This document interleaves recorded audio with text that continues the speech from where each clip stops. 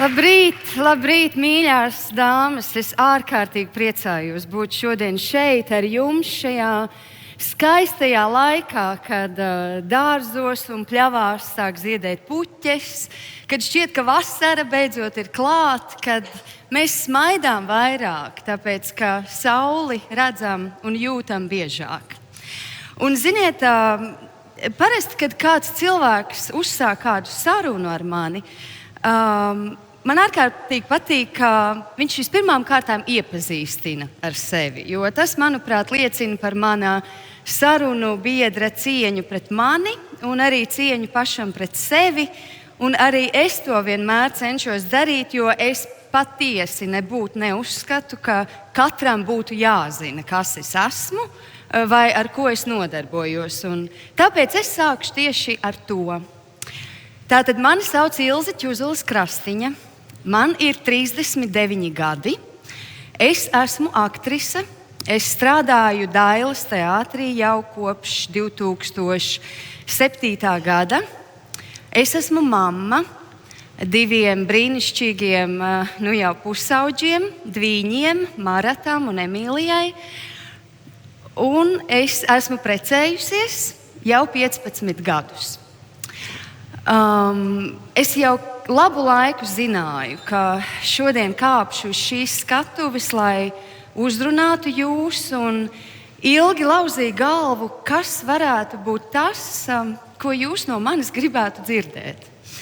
Un tad kāda agra pavasara dienā, kad es sēju tomātus, lai tos audzētu uz savas pilsētas palodzes un vēlāk pārstādītu siltumnīcā laukos, es sapratu, ka man ir jārunā par to, kas man pašai šobrīd ir svarīgs.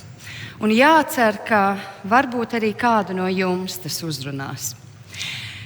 Šī gada janvārī pirmizrādi piedzīvoja mana pirmā monoizrāde. Un man ir jāsaka, ka tas bija viens no lielākajiem izaicinājumiem, kāds ir bijis manā aktrises karjerā. Un par laimi, un paldies Dievam, arī viens no lielākajiem gandarījumiem. Un es nevaru sagaidīt, kad augustā atsākšu šo izrādi spēlēt. Un iemesli šiem gandarījumam ir 2. Pirmais ir tas, ka es, būdama pilnīgi viena uz skatuves stundu un 40 minūtes, un izspēlējot 3 dažādas dzīves un dažādu attiecību modeļus, kurus ir radījis šīs lugas autors, varu godīgi pateikt, ka es personīgi parakstos zem katra šīs lugas vārda. Ka man ir svarīgs šīs lugas vēstījums man kā Ilzei, kā mammai, kā sievai, kā meitai un, protams, kā aktrisei. Un otrais iemesls šim gandarījumam, protams, ir skatītāji, kuri man raksta vēstules teikdami, ka viņiem ir bijusi sajūta, ka šī izrāde ir par viņiem, par viņu dzīvi, ka tas ir bijis brīnišķīgs veids, kā paskatīties uz sevi no malas un ejot mājās no teātra, piezvanīt mammai, tētim, meitai, dēlam vai kādam, kurš ir svarīgs. Un šīs izrādes tapšanas laikā intervijās man vairāk kārtīgi tika uzdots viens jautājums. Kāpēc es savai pirmajai monoizrādei esmu nobriedusi tikai tagad, pēc 16 nostrādātiem gadiem teātrī? Un toreiz janvārī man īsti nebija atbildes. Bet tagad, kad pirmizrādes satraukums ir aiz muguras un kad izrāde gaida savu atkal redzēšanos ar skatītājiem, es laikam esmu nonākusi pie atbildes. Un labprāt ar to arī padalītos. Ziniet, man ir jāsaka, ka man dzīvē ar daudz ko ir paveicies. Tā patiešām ir. Es piedzimu laimīgā, mīlošā ģimenē. Mani bērnības gadi un skolas gadi ir pavadīti, es teiktu, augstākā mērā inteliģentu un sirds gudru cilvēku sabiedrībā. Mana mamma ir dzejniece Māra Zālīte. Mans tētis ir starptautiskas kategorijas tiesnesis rokas bumbā un ilgadējs Rakstnieku savienības izpilddirektors. Un manā bērnībā mūsu mājās pie vecākiem viesojās, varētu teikt, tā laika inteliģences zieds. Bija biežas ballītes, kuras man kā bērnam ļoti patika.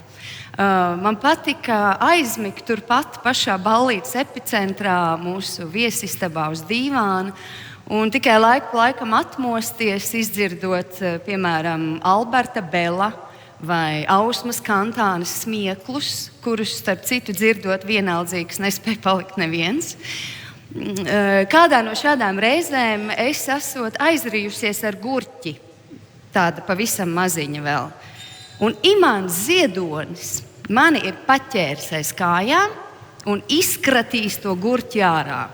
Tā kā es varu teikt, ka ļoti iespējams, ka Imants Ziedonis ir izglābis man dzīvību. Un, jā.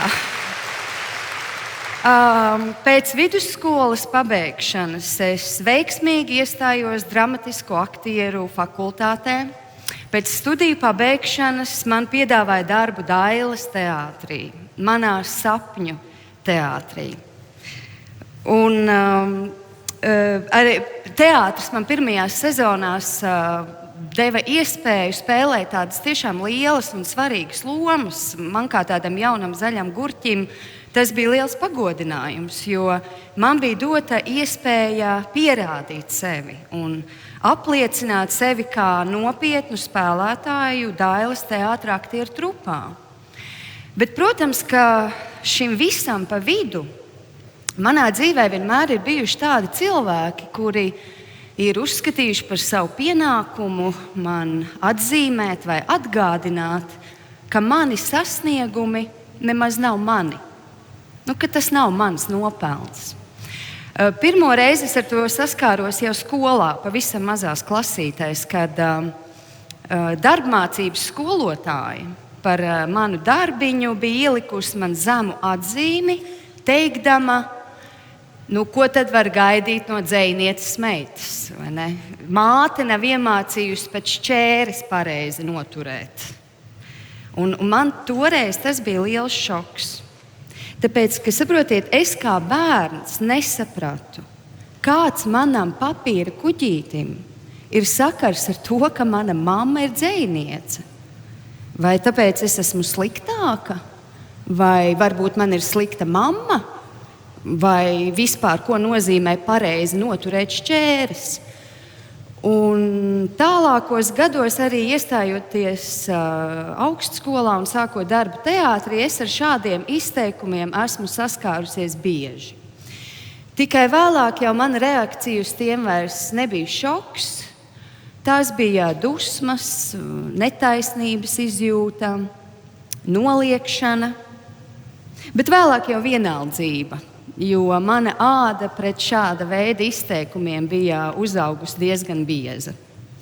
Un tad notika vēl kas trakāks, jo es iemīlējos un apprecējos ar ne vairāk, ne mazāk kā Artūru Krastīņu. Šausmas. Dzeltenajai presē mēs, protams, bijām ļoti gards kumosiņš. Un reiz kādā intervijā, kad Artūram jau neskaitāmo reizi tika jautāts, bet kur jūs abi iepazināties? Viņam apnika, un viņš atbildēja, ka Olimpiskā centra peldbaseinā. Tas arī pilnīgā nopietnībā tika nodrukāts un vēlāk vairāk kārtīgi pārpublicēts, un tagad ir palicis Latvijas preses arhīvos uz mūžīgiem laikiem. Jo saprotiet, kas bija noticis. Tagad es biju ne tikai Māras Zālītes meita, bet arī Artūra Krastīņa sieva. Un es nevarēju beigt lauzīt galvu, dēļ kura no šiem abiem iemesliem režisori man turpina dotās lielās lomas. Kad pieteicās mūsu bērni, man bija tikai 24 gadi. Un, protams, ka man kā jaunai ambiciozai aktrisei bija ļoti svarīgi pēc bērnu kopšanas atvaļinājuma pilntiesīgi atgriezties darbā teātrī. Un es to arī izdarīju. Kā? Neprasiet man, to manā vietā izdarīja jaunība un lielas ambīcijas. Kaut gan patiesībā tā, protams, ir koķetērija. Mums bija daudz palīgu un mums bija 4 auklītes. Katrā ziņā dzīve tajā laikā bija ārkārtīgi intensīva un izaicinoša, bet tā bija arī ļoti skaista. Es biju ļoti laimīga. Reiz kādā intervijā man jautāja, bet kā jūs, Ilze, tiekat galā? Kā var savienot tik intensīvu darbu teātrī ar bērnu dvīņu audzināšanu? Bet pasakiet man, ko lai es to atbildu? Es nezinu, tu vienkārši to izdari, vai ne? Tas ir līdzīgi kā, kad aktieriem jautā, kā jūs varat to tekstu iemācīties. Un es tad parasti saku, ka, ziniet, ar mācīšanās metodi. Tu vienkārši paņem un to tekstu iemācies, jo tas ir tavs darbs. Un tad nākamais jautājums šajā pašā intervijā bija sekojošs. Bet kā jūs, Ilze, sadzīvojat ar šo labās meitenes tēlu? Tas man bija pārsteigums. Ar kādu labās meitenes tēlu? Par ko viņi tur runā? Es arī nesapratu, vai šis apzīmējums labā meitene ir domāts kā kompliments, vai varbūt tas nozīmē, ka es neesmu pietiekami interesanta vai skandaloza. Lai ko tas arī nozīmētu, es sapratu, ka es esmu ielikta kaut kādā kategorijā, ka ap mani tiek radīts kaut kāds tēls, kuru es pati neesmu izvēlējusies. Es to negribēju un es to neprasīju.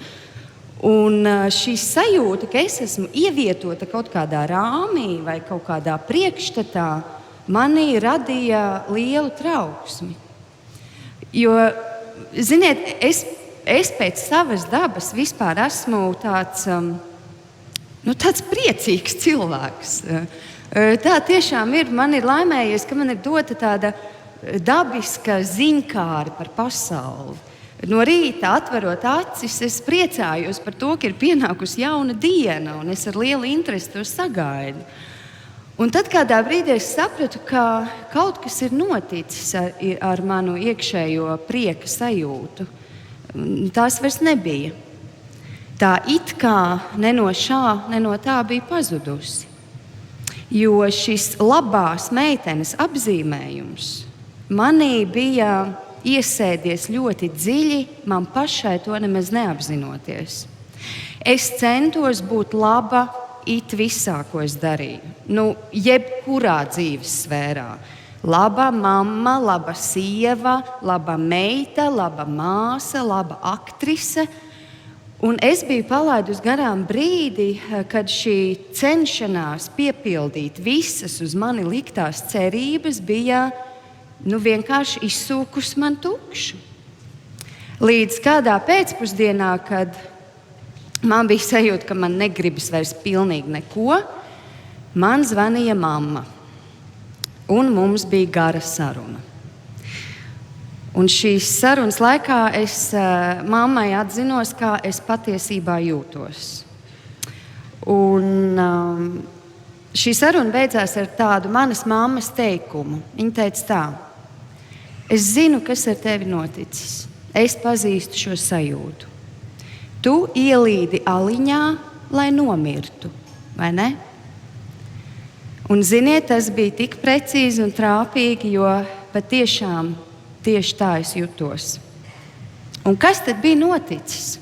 Saprotiet, man viss bija labi. Man bija darbs, kas sniedz gandarījumu un piepildījumu, mīlošs vīrs, veseli bērni. Man vienkārši visa bija par daudz. Es biju pilnīgi aizmirsusi pati par sevi. Kā vēlāk teica mans dakteris, manas slūžas neizturēja spiedienu. Un šis manas mammas teikums bija sākums, jauns sākums. Sākums rūpēm par sevi, un sākums arī lielam darbam ar sevi. Un ar to es gribu pateikt, ka smagi un grūti brīži var pienākt arī cilvēkiem, kuriem no ārpuses skatoties šķiet, viss ir labi.